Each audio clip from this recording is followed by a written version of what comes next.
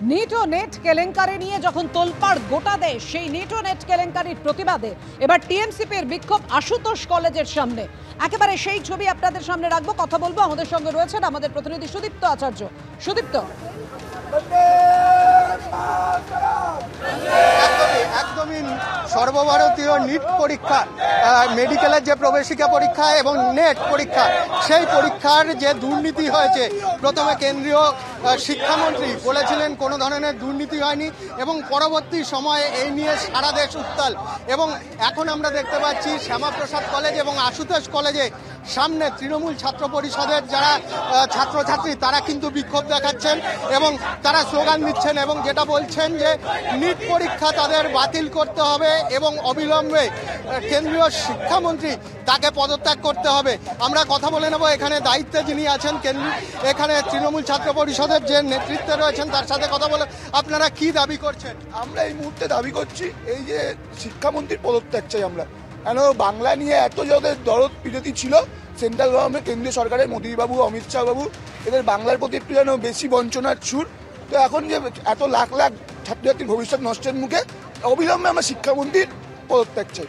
আপনারা কি নতুন করে পরীক্ষা চাইছেন? নতুন করে পরীক্ষা হলে কি হবে? যারা পরীক্ষা দিয়েছে নতুন করে পরীক্ষা হোক, আমাদের কোনো অসুবিধা নেই। কিন্তু যারা পরীক্ষা দিয়ে এতগুলো দিন নিজেদের সময় নষ্ট করেছে, করে পড়াশোনা করেছে, তো আবার স্টাডি করতে হবে। তারা দাবি করছে কেন্দ্রীয় শিক্ষামন্ত্রী তার পদত্যাগ দাবি করছে এবং সেই কেন্দ্রীয় শিক্ষামন্ত্রী ধর্মেন্দ্র প্রধানের পদত্যাগ চাইছে টিএমসিপি। সেই দাবিতেই বিক্ষোভ আশুতোষ কলেজের সামনে। এর পাশাপাশি রাজভবনের সামনে যুব কংগ্রেস বিক্ষোভ দেখায় আজ।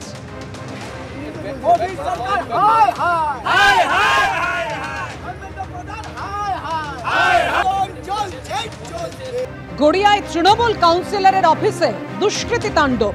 রাজপুর সোনারপুর পুরসভার 1 নম্বর ওয়ার্ডের কাউন্সিলর, তৃণমূল কাউন্সিলর পিন্টু দেবনাথ, তার 3 অনুগামী আহত হন এই দুষ্কৃতী হামলার ঘটনায়। তৃণমূল কাউন্সিলর যে ছবি দিয়েছেন আপনারা দেখতে পাচ্ছেন সেই মুহূর্তের ছবি। গড়িয়ায় তৃণমূল কাউন্সিলরের অফিসে দুষ্কৃতী হানা।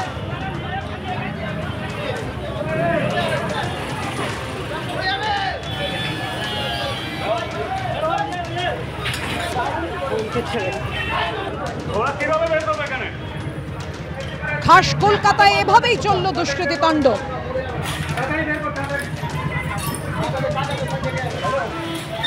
তৃণমূল কাউন্সিলর পিন্টু দেবনাথ তিনি অভিযোগ করছেন যারা একসময় তৃণমূলে ছিল, বিজেপি থেকে তারা তৃণমূলে যোগদান করেছিল, তারাই হামলা চালিয়েছে।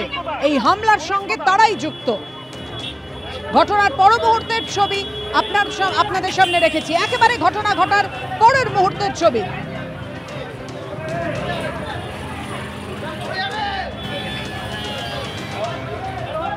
গড়িয়া স্টেশন চত্বরে একেবারে তুলকালাম পরিস্থিতি।